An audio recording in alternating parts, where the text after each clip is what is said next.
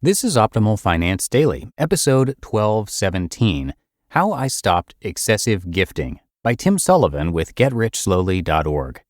And welcome back to Optimal Finance Daily, or welcome for the first time if you're discovering us.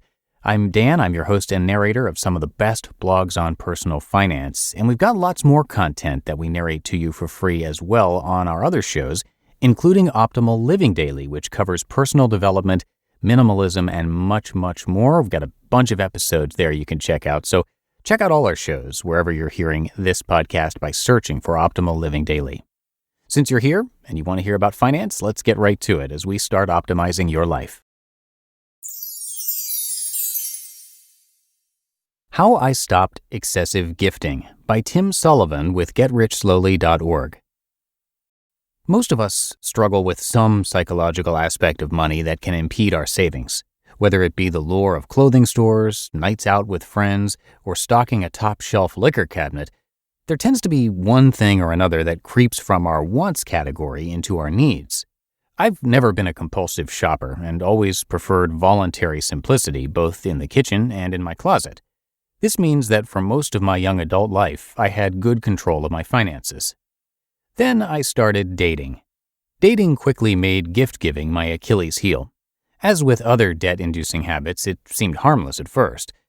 Here are some things I started doing, not realizing how much money I was shelling out.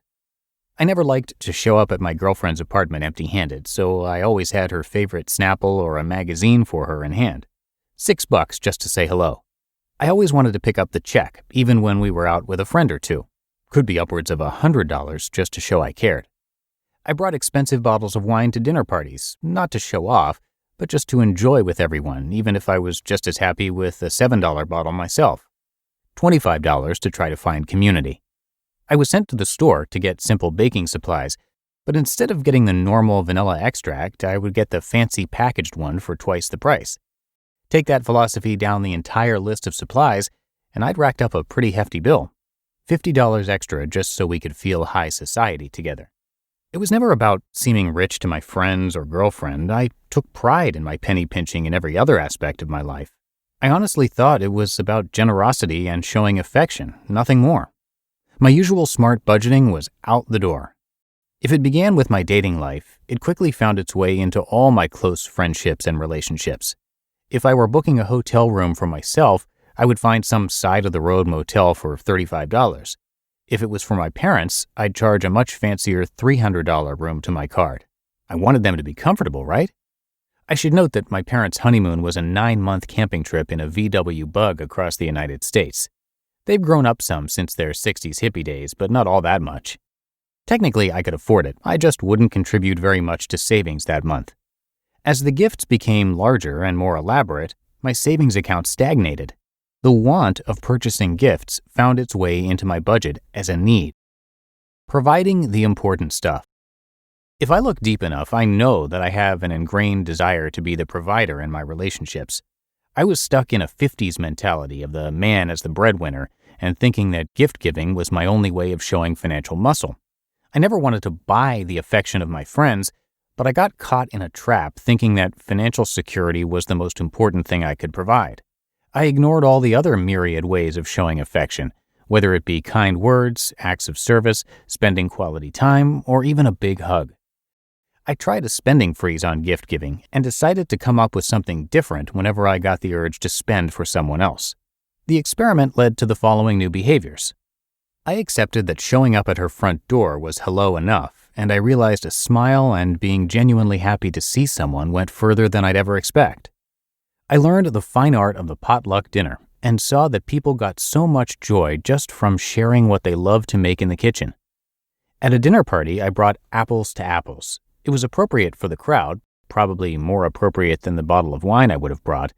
And if you've never played it, it's the best thing ever to bring a group a little closer. And instead of worrying about how fancy the baking supplies looked, I joined her in the kitchen. I never realized how much raw dough the woman could eat. I joked that it was a much truer way to her heart. Ignoring these other ways of showing love had been getting in the way of my friendships and relationships.